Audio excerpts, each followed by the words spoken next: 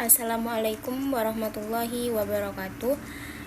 Nama saya Malika Aulia Putri dengan NIM 23187. Di sini saya akan menjelaskan tentang terkait pandangan Islam terhadap non-Islam dengan mata kuliah Pendidikan Agama Islam. Di sini kasus yang diambil adalah kekerasan dan diskriminasi antar umat beragama.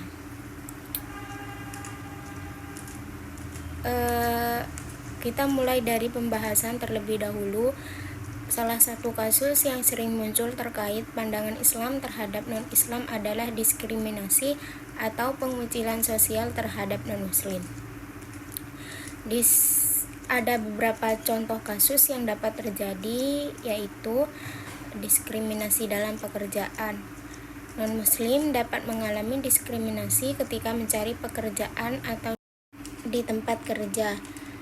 Mereka mungkin dihadapkan pada batasan akses ke peluang kerja, promosi atau pengakuan profesional hanya karena agama mereka.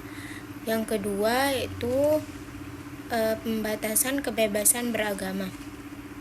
Dalam beberapa negara, non-Muslim dapat menghadapi pembatasan dalam menjalankan praktik keagamaan mereka. Misalnya, pembangunan tempat ibadah non-Muslim dapat dihambat atau praktik keagamaan mereka dapat dilarang atau dibatasi oleh hukum aturan lokal. Yang ketiga, kekerasan atau intoleransi. Terkadang non-Muslim dapat menjadi korban kekerasan atau intoleransi berdasarkan agama mereka.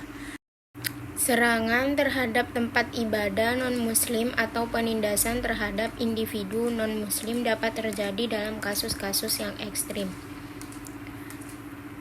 4. Pengucilan sosial.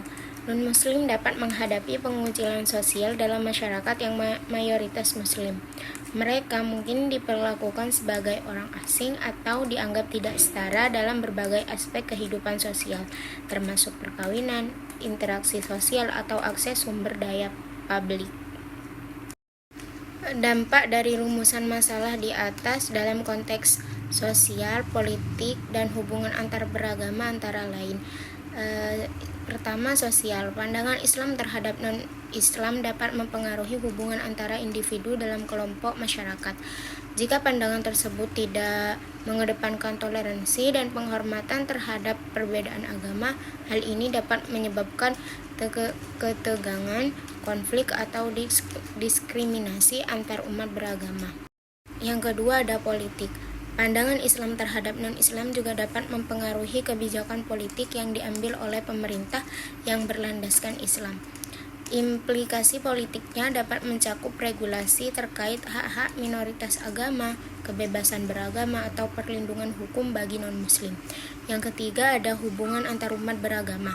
Pandangan Islam terhadap non-Islam dapat mempengaruhi hubungan antarumat beragama. Jika pandangan tersebut mengutamakan dialog, saling pengertian, dan kerjasama antar umat beragama, hal ini dapat memperkuat toleransi dan kerukunan antarumat beragama. Namun, jika pandangan tersebut bersifat eksklusif atau fanatik, maka dapat menciptakan konflik dan ketegangan dalam hubungan antar umat beragama. Selanjutnya ada analisa dalil Al-Quran. Yang pertama, tentang persaudaraan dan kesetaraan yang sudah dijelaskan dalam surah Al-Hujurat ayat 49. Hai manusia, sesungguhnya kami menciptakan kamu dari seorang laki-laki dan seorang perempuan dan menjadikan kamu berbangsa-bangsa dan bersuku-suku supaya kamu saling kenal mengenal. Sesungguhnya orang yang paling mulia di antara kamu di sisi Allah ialah orang yang paling bertakwa di antara kamu. Sesungguhnya Allah Maha mengetahui lagi Maha mengenal. Evaluasi dari kasus tersebut adalah penting untuk diingat bahwa pandangan dan interpretasi agama dapat bervariasi di antara individu dan kelompok Muslim. Oleh karena itu, evaluasi kasus ini harus mencerminkan keberagaman pemikiran dalam Islam dan tidak boleh menggeneralisasi pandangan Islam secara keseluruhan. Namun, secara umum, dampak dari pandangan Islam terhadap non-Islam dalam konteks sosial, politik, dan hubungan antar umat beragama dapat memiliki implikasi yang kompleks.